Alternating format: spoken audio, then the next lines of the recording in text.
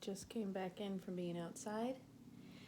Pro tip, even though it's a bed day, if there's a way to get outside, at least for a little bit. Especially when it's sunny. Super important. Okay, so another story out of this book, Stories from Alaska. This one's called The Triplets by Bear Bear. And then we have Rosebud, Bonnie, and Belle. That's probably Bonnie. And some children running around behind her. Rosebud, Bonnie, and Belle in a huge snowdrift. This is in Bear Bear's voice. I was just thinking back today. I'm not sure what brought it to mind, but it came to me that one of my favorite memories is the birth of Bonnie and Belle. I don't remember every detail, of course. We always waited anxiously for the birth of our little kids. Rosebud was such an amazing mom, and for the most part, she had does. As she got closer to her time, she never wandered far from her goat house. Often, if any of us were outside, she would stay right by us, even taking every opportunity to lean against my leg. It was as though she needed that comforting touch. It was fun to watch her belly grow and grow. We could even see the babies moving in her belly. She never minded us touching her when we would see a little hoof or nose poking out one side or the other. And finally, when it was time, she would come get me. She'd stand outside and bleat or stomp her hoof on the wooden porch. She would stop eating much, which was really strange for that chow hound. She'd want Heather or I to be with her every minute when she began labor. It would make me a little nervous to leave Heather alone for long. It would have been easy for that giant goat to accidentally hurt Heather by pinning her against a fence or lashing out with a hoof. But Rosebud seemed to always be careful of hurting her.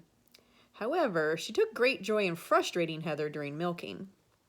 Gosh, that's interesting. I just realized that my cat also always insisted that I be with her when she had her babies.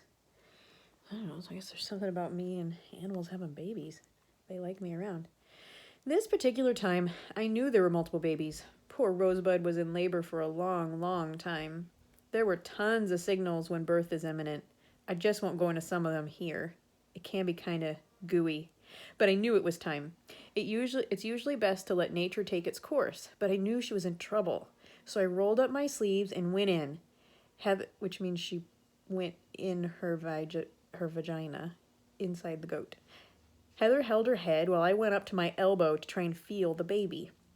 When I knew I felt a little nose, I reached back.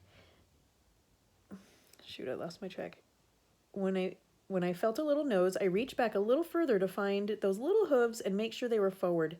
Gently easing that nose and hooves out at the same time, we were able to get some movement. Rosebud was hollering, Heather was crying, and I was freaking out.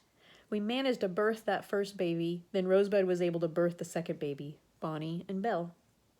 Unfortunately, the third baby just wouldn't move down. I was up to my armpit now, but couldn't help. So we loaded Rosebud into the back seat of my car, and while Heather stayed with the boys, I raced her to town. Thank goodness the vet was in town, or we would have lost Rosebud. It was sad for all of us that third baby did not survive. Bonnie and Belle were so important to our family. When they were old enough, we were able to milk them also. They were our friends and constant companions. Rosebud got to go into semi-retirement, but even if we weren't milking her, she insisted on getting her turn on the milking stand. She was truly a chow hound and especially loved to eat her grain while on the stand.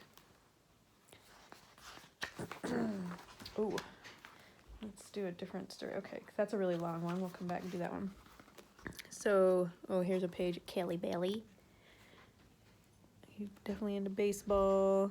That's like a glacier pond. It's so clear. At the end of the Homer Spit. Kelly with a baseball or a birthday hat on, playing harmonica with our friend Jeff. He's a little closer. So cute. Oh my god, look how dirty he is. So dirty. And then her dad giving Kelly a haircut until he freaking hates it. He's making that face. And Jeff's wearing a birthday hat on his head like a unicorn. Kelly always had an amazing imagination and ability to speak with such confidence that it was hard not to believe him, even when what he was saying was pretty wild. Once when he was small, perhaps 3 or so, we left him inside to play while we all went outside to do some chores. I came in to check on him, and he was quietly looking out the window. All around him was complete chaos. It looked like he had thrown every toy he ever owned all over the room. I said, "Kelly, what happened in here?" He calmly turned around, looked me right in the eye. He was like 2.5, maybe. Looked me right in the eye, threw his arms out wide, and in his sweet little boy voice said, "A big tomato," meaning tornado, "came in and messed it all up." Then he just turned back around and looked through the window again. That was all he had to say about that. I think he was about the age of him getting that haircut right there. Like, he was a little guy. Big tomato came in and messed it all up.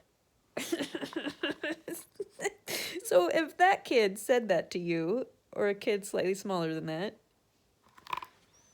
what would you do? Oh my God. All right. So we'll come back for some black bear stew.